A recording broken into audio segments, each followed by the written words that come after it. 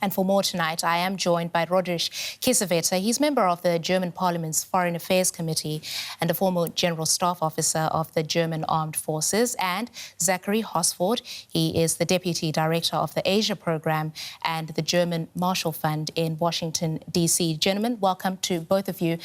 Mr. Kiesewetter, has the Trump administration told you why it wants to withdraw a third of its troops from Germany? No, so far there was no explanation at all. We have nothing against it. However, this should be achieved amongst partners and it should be coordinated and not announced via the media. Right. So what exactly have you been told? Have you been given a timeline for the troop reduction? No, we only have heard that the idea is to reduce the troops by the end of September this year.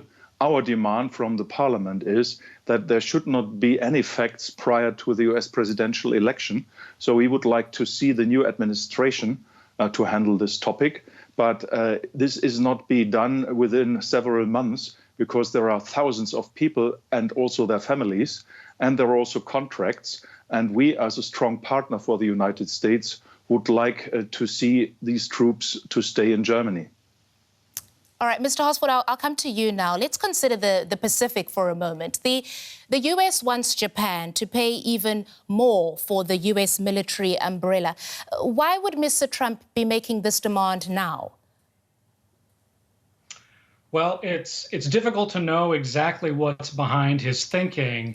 But if we look back at statements that Donald Trump has made, both as president and when he was a candidate running for president in 2016, certainly indicated that he was thinking more of alliances as very transactional in nature, really focused on dollar amounts rather than allies working together collaboratively to address shared values or promote shared interests. And so when the Trump administration entered negotiations with the South Koreans and then now with the Japanese asking for a much higher amount, it's really raised a lot of questions, both in Washington, but also in Asia. I mean, look here, we know that China is a rising military power in Japan's backyard. The South China Sea is a buzzword we hear very often. How does Donald Trump's demand strengthen the bulwark against China here?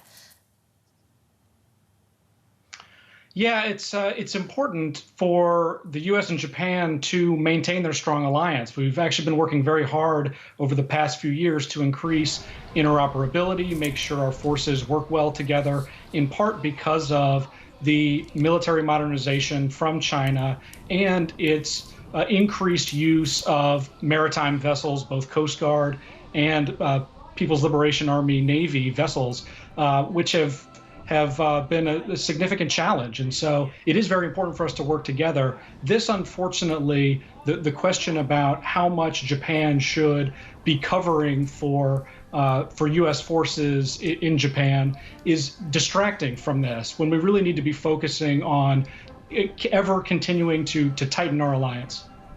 OK, and what does that mean for that alliance, right? What does it mean for U.S.-Japanese ties?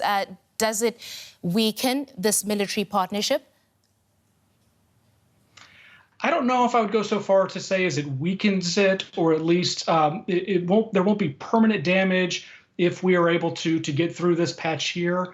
We renegotiate what are called special measures agreements every few years, typically every 5 years with South Korea or Japan. And so negotiations of this type are normal. The amount that we're seeking and the explanation for what that amount will cover is different, and that is what's caused concerns. But ultimately, we do have a lot of shared interests and values with Japan. Both see rising challenge from Chinese military modernization, as I said. So we will be able to, I believe, come together and tighten that alliance. But this is a distraction. It can give an opportunity to the Chinese government to try to exploit this distraction. And what we really want to see is that there aren't openings for China or other potential adversaries in that regard. Mr. Kiesewetter, I want to bring you back in at this point. Japan and China and the US, these are all important for Germany as well. The changes that Washington is to carry out, Are they in Germany's, Europe's, or even NATO's interests? Well, I think that we need Japan as a close and strong ally. We see him as a partner in the Alliance for Multilateralism, which was founded by some German and French prime ministers and ministers.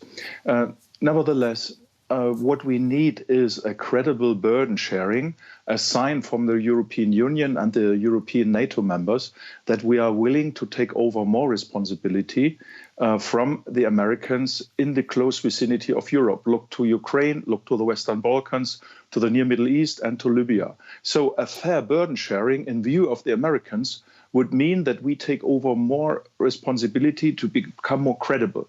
On the other side, this would also give the American president a signal that he could promulgate to the American population that the Europeans are taking over more responsibility to ease the burden of the United States so that they could focus more in the Pacific region. This is very important because we need the world trade and we need also the free sea lines of communications.